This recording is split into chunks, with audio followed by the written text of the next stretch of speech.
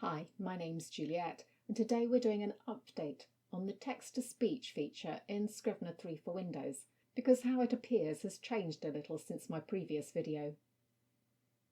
Text-to-speech is when you get your software to read out your text to you. This is good for proofreading your manuscript, to highlight spelling errors, missing words and punctuation.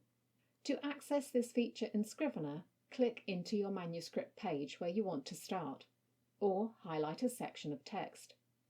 Then select Edit, Speech, Start Speaking. I have lots of text in my bulleted lists and I know it's going to go on. You'll notice there's also Stop Speaking.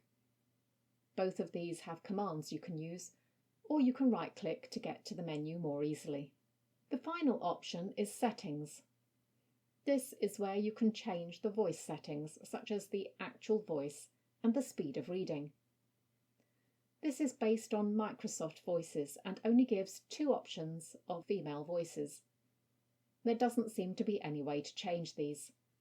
As you can see, my Microsoft settings are set to George, a British male voice, so that does not influence the options you have in Scrivener.